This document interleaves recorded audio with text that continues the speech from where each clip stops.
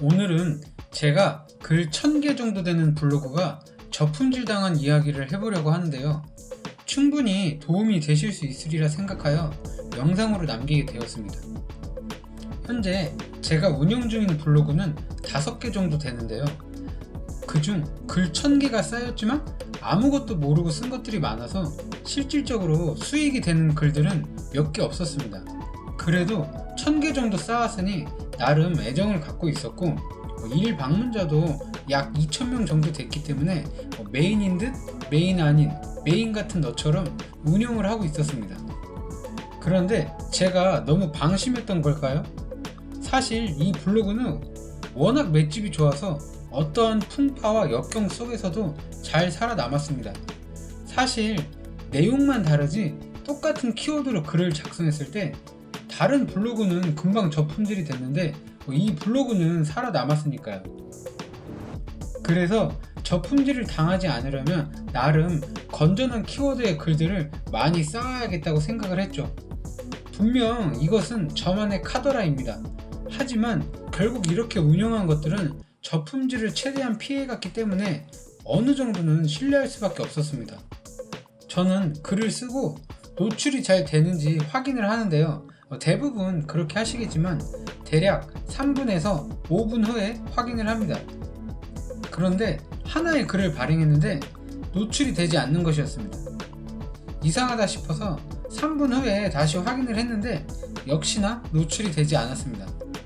순간 불안감이 엄습했고 바로 제 블로그 주소를 입력해보니 저품질이 되어 있었죠. 글 발행 전까지 유입이 잘만 됐지만 글 발행 이후 저품질이 되면서 다음 유입이 완전 사라졌습니다. 그래도 네이버와 구글 유입이 반을 차지하고 있었지만 어쨌든 저품질이 되면서 다음 유입은 더 이상 기대할 수 없게 되었습니다. 이제 저품질을 당해도 좀 무덤덤하네요. 처음 저품질 당했을 때는 식은땀까지 흘렸는데 이제는 되면 되는구나 편하게 생각합니다. 사실 수익형 블로그를 운영하면 겪어야 하는 과정 중 하나이기 때문에 멘탈만 잘 잡아도 다시 일어설 수 있습니다. 그래서 저는 늘 최적화된 블로그를 미리미리 준비해 놓습니다. 간혹 저품질의 영역은 운이라고 하는 분들이 있습니다. 물론 거기에는 전적으로 동의는 합니다. 하지만 온전히 운이라고 하는 분들도 있는데 거기에는 동의하지를 않습니다. 분명 대출, 보험, 성형 외에도 위험한 키워드가 존재합니다. 다만 모를 뿐이죠. 그래서 링크 광고가 많이 나오는 키워드가 위험하다고 추측을 하지만 이것도 반은 맞고 반은 틀립니다.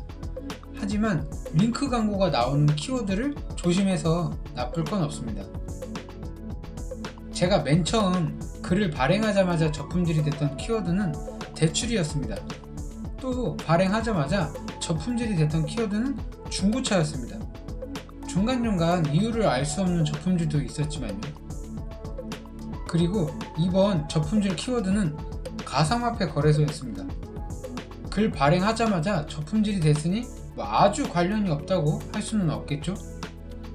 맷집을 믿고 까본 것이 큰 화를 불러일으켰네요. 요즘 워낙 코인에 대한 관심이 높다 보니 아무래도 여기에 관련된 키워드가 위험한가 봅니다. 혹여나 글을 쓰실 분들은 이 점을 유의하시고 글을 작성하시기 바랍니다. 결혼도 아직 안 했지만 자식 새끼 결혼시켜서 보냈다고 생각하고 훌훌 털고 초심자의 마음으로 또 글을 쓰러 갑니다.